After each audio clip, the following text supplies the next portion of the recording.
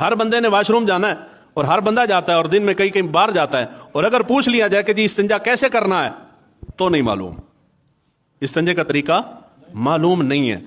اللہ کے بندے جب استنجے کا طریقہ معلوم نہیں ہے تو پھر وہ وضو کیسے کرتے ہو، پھر غسل کیسے کرتے ہو، پھر استنجا کس طرح کرتے ہو، تو پھر نماز کیا ہوتی ہے، اور پھر قرآن کیسے پڑھتے ہو۔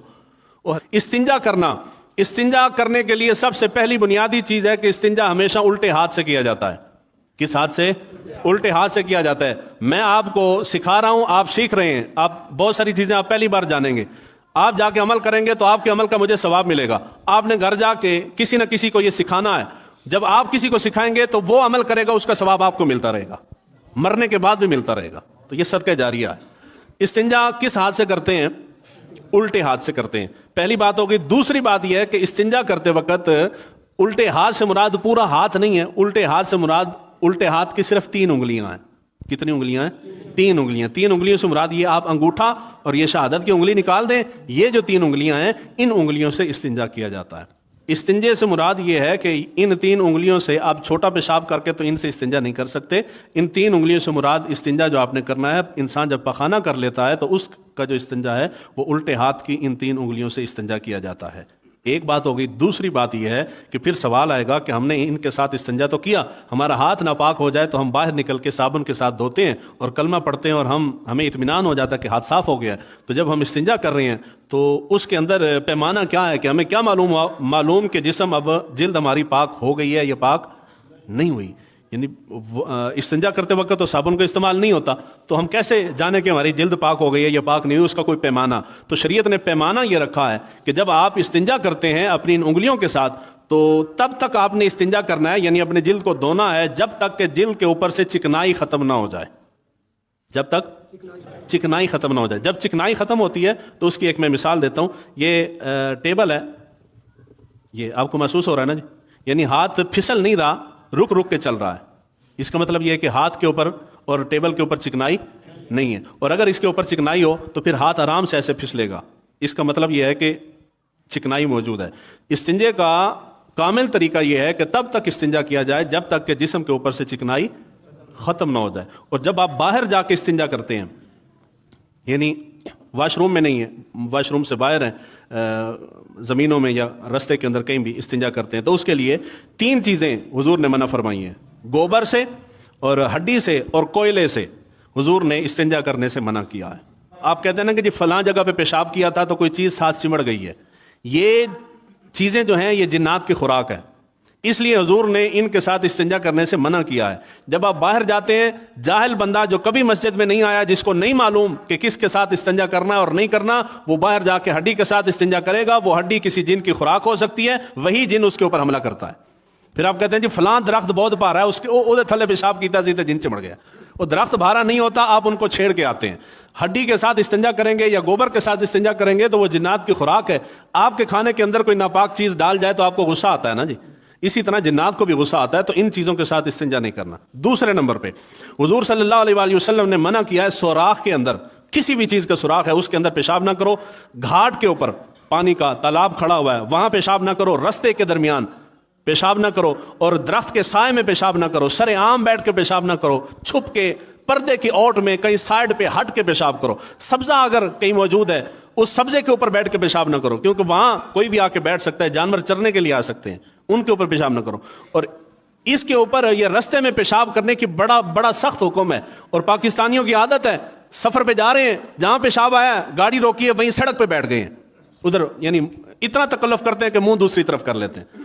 آپ اڈوں پہ جائیں، اڈے سے بڑھ کے تو رستہ کوئی نہیں ہے نا، سارے مسافر وہیں ہوتے ہیں۔ اور پاکستان کے جس بھی شہر کے چلے جائیں، پورے پاکستانی قوم کی عادت ہے جس اڈے پہ چلے جائیں پیشاب کے تعفن سے پورا اڈا مہک رہا ہے۔ مسافر کو آیا، ڈرائیور کو آیا، کنڈکٹر کو آیا، کسی کو پیشاب آیا تو وہیں اڈے کے اوپر بیٹھ کے پیشاب کر رہے ہیں، اور اڈا ہر جگہ پہ پیشاب کے نشانات ہیں، اور برا حال ہے ان کا اڈوں کا۔ حالانکہ حضور صلی اللہ علیہ وآلہ وسلم نے سختی کے ساتھ منع کیا ہے، گاڑی روکیں گے گاڑی کے ساتھ بیٹھ کے پیشاب کر لیں گے، وہ اللہ کے بندے کہیں سائڈ پہ جا، چھپ کے پیشاب کر، واش روم میں چلا جا وہاں جا کے کر۔ اس طرح سر عام بیٹھ کے پیشاب کرنا شرعاً جائز، محبت سے بولیے جائز ہی نہیں ہے۔ اگر آپ کو رستے میں کہیں پیشاب کرنا پڑ جائے تو رستے سے ہٹ کے کہیں چھپ کے جھاڑیوں وغیرہ کسی چیز کی اوٹ کے اندر بیٹھ کے پیشاب کرنا چاہیے، سر عام نہیں کرنا چاہیے۔ ہر بندے نے واش روم جانا ہے اور ہر بندہ جاتا ہے اور دن میں کئی کئی بار جاتا ہے, اور اگر پوچھ لیا جائے کہ جی استنجا کیسے کرنا ہے تو نہیں معلوم, استنجے کا طریقہ معلوم نہیں ہے. اللہ کے بندے جب استنجے کا طریقہ معلوم نہیں ہے تو پھر وہ وضو کیسے کرتے ہو, پھر غسل کیسے کرتے ہو, پھر استنجا کس طرح کرتے ہو, تو پھر نماز کیا ہوتی ہے, اور پھر قرآن کیسے پڑھتے ہو. اور استنجا کرنا, استنجا کرنے کے لیے سب سے پہلی بنیادی چیز ہے کہ استنجا ہمیشہ الٹے ہاتھ سے کیا جاتا ہے. کس ہاتھ سے؟ الٹے ہاتھ سے کیا جاتا ہے. میں آپ کو سکھا رہا ہوں, آپ سیکھ رہے ہیں, آپ بہت ساری چیزیں آپ پہلی بار جانیں گے, آپ جا کے عمل کریں گے تو آپ کے عمل کا مجھے ثواب ملے گا. آپ نے گھر جا کے کسی نہ کسی کو یہ سکھانا ہے, جب آپ کسی کو سکھائیں گے تو وہ عمل کرے گا, اس کا ثواب آپ کو ملتا رہے گا, مرنے کے بعد بھی ملتا رہے گا. تو یہ صدقہ جاریہ ہے. استنجا کس ہاتھ سے کرتے ہیں؟ الٹے ہاتھ سے کرتے ہیں. پہلی بات ہوگی. دوسری بات یہ ہے کہ استنجا کرتے وقت الٹے ہاتھ سے مراد پورا ہاتھ نہیں ہے, الٹے ہاتھ سے مراد الٹے ہاتھ کی صرف 3 انگلیاں ہیں. کتنی انگلیاں ہیں؟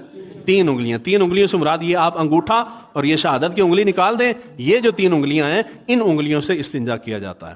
استنجے سے مراد یہ ہے کہ ان 3 انگلیوں سے آپ چھوٹا پیشاب کر کے تو ان سے استنجا نہیں کر سکتے. ان 3 انگلیوں سے مراد استنجا جو آپ نے کرنا ہے, انسان جب پخانہ کر لیتا ہے تو اس کا جو استنجا ہے وہ الٹے ہاتھ کی ان 3 انگلیوں سے استنجا کیا جاتا ہے.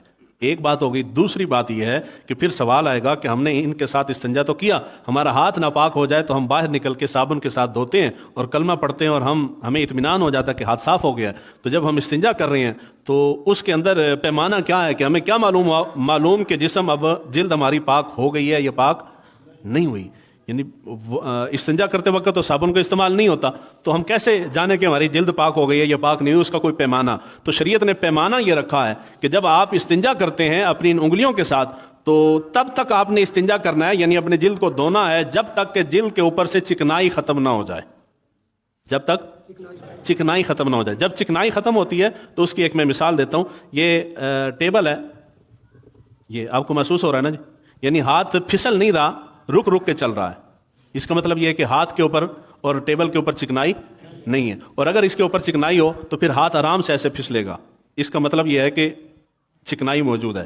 استنجے کا کامل طریقہ یہ ہے کہ تب تک استنجا کیا جائے جب تک کہ جسم کے اوپر سے چکنائی ختم نہ ہو جائے. اور جب آپ باہر جا کے استنجا کرتے ہیں, یعنی واش روم میں نہیں ہے, واش روم سے باہر ہیں, زمینوں میں یا رستے کے اندر کہیں بھی استنجا کرتے ہیں, تو اس کے لیے 3 چیزیں حضور نے منع فرمائی ہیں. گوبر سے اور ہڈی سے اور کوئلے سے حضور نے استنجا کرنے سے منع کیا ہے. آپ کہتے ہیں نا کہ جی فلاں جگہ پہ پیشاب کیا تھا تو کوئی چیز ساتھ چمڑ گئی ہے. یہ چیزیں جو ہیں یہ جنات کی خوراک ہے, اس لیے حضور نے ان کے ساتھ استنجا کرنے سے منع کیا ہے. جب آپ باہر جاتے ہیں, جاہل بندہ جو کبھی مسجد میں نہیں آیا, جس کو نہیں معلوم کہ کس کے ساتھ استنجا کرنا ہے اور نہیں کرنا, وہ باہر جا کے ہڈی کے ساتھ استنجا کرے گا. وہ ہڈی کسی جن کی خوراک ہو سکتی ہے, وہی جن اس کے اوپر حملہ کرتا ہے. پھر آپ کہتے ہیں جی فلاں درخت بہت بھارا ہے, اس کے تھلے پیشاب کیتا سیدھے جن چمڑ گیا. وہ درخت بھارا نہیں ہوتا, آپ ان کو چھیڑ کے آتے ہیں. ہڈی کے ساتھ استنجا کریں گے یا گوبر کے ساتھ استنجا کریں گے تو وہ جنات کی خوراک ہے. آپ کے کھانے کے اندر کوئی ناپاک چیز ڈال جائے تو آپ کو غصہ آتا ہے نا جی, اسی طرح جنات کو بھی غصہ آتا ہے. تو ان چیزوں کے ساتھ استنجا نہیں کرنا. دوسرے نمبر پہ حضور صلی اللہ علیہ وآلہ وسلم نے منع کیا ہے سوراخ کے اندر, کسی بھی چیز کا سوراخ ہے اس کے اندر پیشاب نہ کرو. گھاٹ کے اوپر پانی کا تالاب کھڑا ہوا ہے وہاں پیشاب نہ کرو, رستے کے درمیان پیشاب نہ کرو, اور درخت کے سائے میں پیشاب نہ کرو, سر عام بیٹھ کے پیشاب نہ کرو, چھپ کے پردے کی اوٹ میں کہیں سائڈ پہ ہٹ کے پیشاب کرو. سبزہ اگر کہیں موجود ہے اس سبزے کے اوپر بیٹھ کے پیشاب نہ کرو, کیونکہ وہاں کوئی بھی آ کے بیٹھ سکتا ہے, جانور چرنے کے لیے آ سکتے ہیں, ان کے اوپر پیشاب نہ کرو. اور اس کے اوپر یہ رستے میں پیشاب کرنے کی بڑا سخت حکم ہے. اور پاکستانیوں کی عادت ہے, سفر پہ جا رہے ہیں, جہاں پیشاب آیا گاڑی روکی ہے وہیں سڑک پہ بیٹھ گئے ہیں ادھر, یعنی اتنا تکلف کرتے ہیں کہ منہ دوسری طرف کر لیتے ہیں. آپ اڈوں پہ جائیں, اڈے سے بڑھ کے تو راستہ کوئی نہیں ہے نا, سارے مسافر وہیں ہوتے ہیں. اور پاکستان کے جس بھی شہر کے چلے جائیں, پورے پاکستانی قوم کی عادت ہے, جس اڈے پہ چلے جائیں پیشاب کے تعفن سے پورا اڈا مہک رہا ہے.